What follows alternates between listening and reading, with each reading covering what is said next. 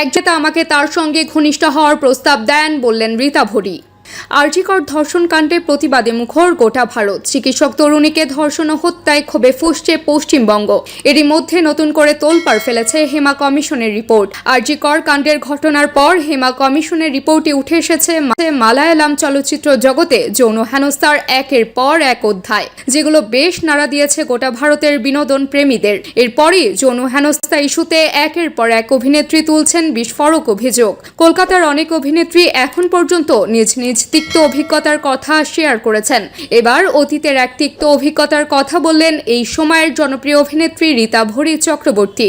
ভারতীয় এক গণমাধ্যমে দেওয়া সাক্ষাৎকারে যৌন হেনস্থা, মুখ্যমন্ত্রীর সঙ্গে সাক্ষাৎ ও অভিযুক্তদের বিচারে কমিটি গঠনের বিষয়ে কথা বলেন রীতা ভরি। সম্প্রতি মুখ্যমন্ত্রী মমতা বন্দ্যোপাধ্যায়ের সঙ্গে দেখা করেছেন রীতা ভরি। উদ্দেশ্য ছিল নারী হেনস্থার তদন্তের স্বার্থে একটা কমিটি গঠন। সাক্ষাৎকারে সেই প্রশ্ন উঠতেই অভিনেত্রী বলেন, প্রথমে আরজিকরের ঘটনা নিয়ে রোজই পোস্ট করছিলাম। মানুষও এত রেগেছিল যে প্রায় সব পুরুষের উপরেই ক্ষোভ উগরে দিচ্ছে। যারা মোমবাতি জ্বালিয়েছে, মিছিলে হাঁটছে, তাদের মধ্যে এমন অনেক মুখ রয়েছে যাদের ব্যক্তিগতভাবে জানি যে তারা টলিউডে মেয়েদের কোন চোখে দেখে, কি ব্যবহার করে। তখনই কাকতালীয়ভাবে হেমা কমিটির রিপোর্টাররা বের হয়। আমার সঙ্গে ওখানে তখন মালায়ালাম ফিল্ম ইন্ডাস্ট্রির পুরো ইউনিট কাজ করছিল। ওরা কাছ থেকে সবটা দেখেছে। আমি আমার সহ অভিনেতা থেকে বিষয়টা বুঝি। I was very impressed with the Hema committee report. বড় বড় অভিনেতাকে রিজাইন করতে বাধ্য করা হয়েছে, তারা কিন্তু বেশ সরকার ঘনিষ্ঠ, সেটা বড় পদক্ষেপ। এই ঘটনাটা আর শহরের এই আন্দোলন আমাকে আত্মবিশ্বাস, সাহস যোগায়, যেটা আমি শেষ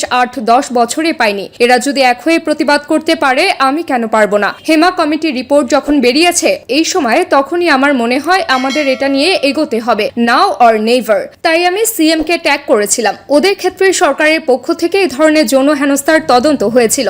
আমরা যতই দল বেঁধে প্রতিবাদ করি, সোশ্যাল মিডিয়ায় লিখি, এগুলো অপরাধ, তাই এগুলোর বিরুদ্ধে ফর্মাল ইনভেস্টিগেশন হওয়া দরকার। এর আগে নিজের এক পোস্টে টলিউডকে সুগার কোটেড ব্রথেল বলেও উল্লেখ করেন রীতা ভরি। সেই প্রসঙ্গ উঠতে অভিনেত্রী বলেন, ঠিকই মারাত্মক কথা, কিন্তু সত্যি। অত্যন্ত দুঃখের সঙ্গে বলেছি, নিজেও অনেক বছর এটা বিশ্বাস করতে চাইনি, ভালোটাই দেখতে চেয়েছি। সবচেয়ে খারাপ অভিজ্ঞতা ক্যারিয়ারের শুরুর দিকেই হয়েছিল অগবধূ সুন্দরীর পর, যখন আমার 20-21 বছর বয়স, যখন আমি প্রতিষ্ঠিত নই, শুধুই পরিচিত মুখ। এমন পরিচিত মুখের বিপদ সবচেয়ে বেশি। সবাই টার্গেট করতে শুরু করে তাকে। এটা যেন নর্ম ধরে নিয়েছে যে কাজ পেতে গেলে আপোষ করতে হবে। সবাই যে সরাসরি বিছানায় যাওয়ার প্রস্তাব দেয় তা নয়। একজন বড় অভিনেতা এক ব্যক্তির মাধ্যমে আমাকে তার সঙ্গে ঘনিষ্ঠ হওয়ার প্রস্তাব দেন এবং আমি তাকে প্রত্যাখ্যান করেছিলাম। সেই বিষয়ে একজন সিনিয়র জার্নালিস্টের কাছে ক্ষোভ প্রকাশ করেছিলাম। সেই জার্নালিস্ট আমাকে বলেছিলেন যে এত বড় সুযোগ হাতছাড়া করলে ইন্ডাস্ট্রিতে থাকতে গেলে এটুকু তো মেনে নিতেই হবে। ওইরকম একটা মানুষ তোমাকে কাছে পেতে চাইছে।